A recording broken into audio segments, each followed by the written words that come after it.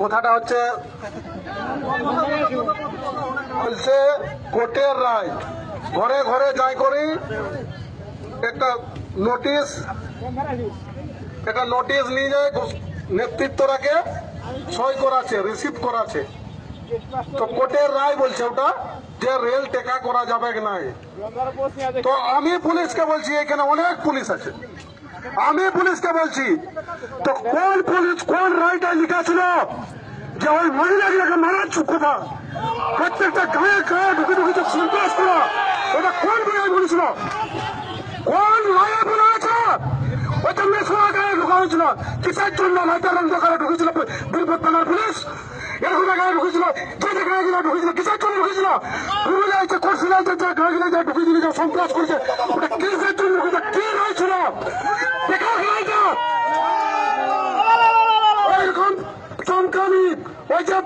পুরুলিয়ার এসপি চমকানি দেখাচ্ছে গায়ে গায়ে ঢুকেছে চমকানি দেখাচ্ছে যে ওইটা সেটা কোর্টের রায় অসাংবাদিক আন্দোলন তো ওই যে গায়ে গায়ে যে মারপিটটা করলো ওইটা কি সাংবিধানিক ছিল ওই বুঝতে পারবে এসপি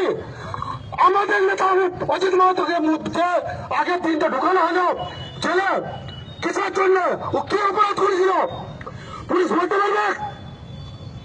অনেক পুলিশ এখানে তো অজিত মাহাতো ওখানে কি তাকে মারতে গেছিল পিটতে গেছিল করছিল থেকে তাকে অ্যারেস্ট করে হলো কি কারণে সাংবিধানিক রায় আমরা হাইকোর্টের রায় সম্মান জানাই বলিয়ে আমরা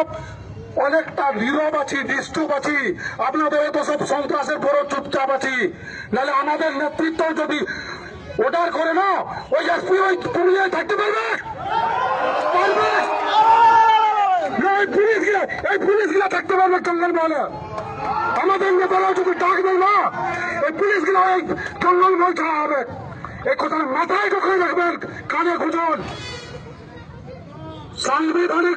সাংবিধানিক সবটা মানুন সাংবিধানিক হাইকোর্টের রায় দেখাচ্ছেন 25% দিয়ে হাইকোর্টের রায় সুপ্রিম কোর্টের রায়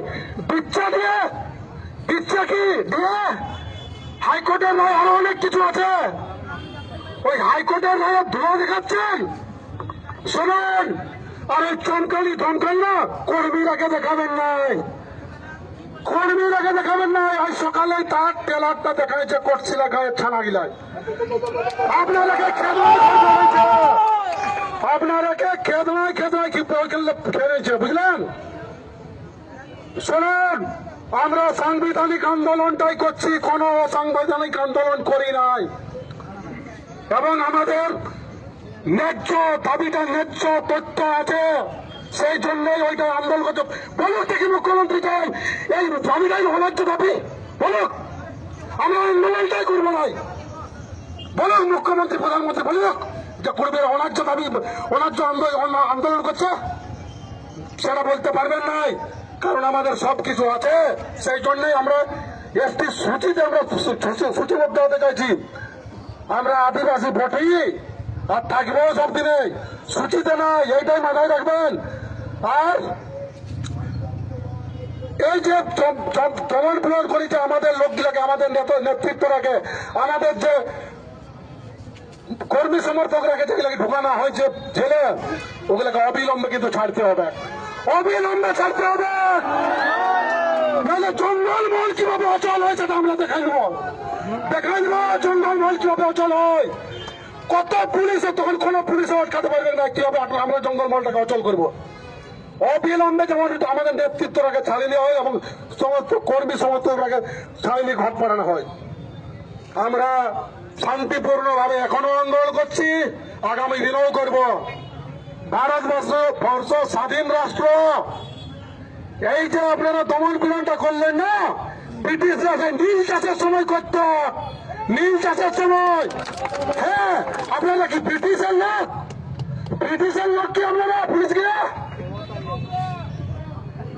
স্বাধীন দেশে আছি আমরাও আছি এরকম দমন পীড়ন করবেন না আবার বলছি এগুলা থেকে বিরত থাকুন নাহলে কিন্তু সামলাতে পারবেন না আমি বলে নিয়েছি আর বেশি কিছু বলছি না সবাইকে ধন্যবাদ জানাচ্ছি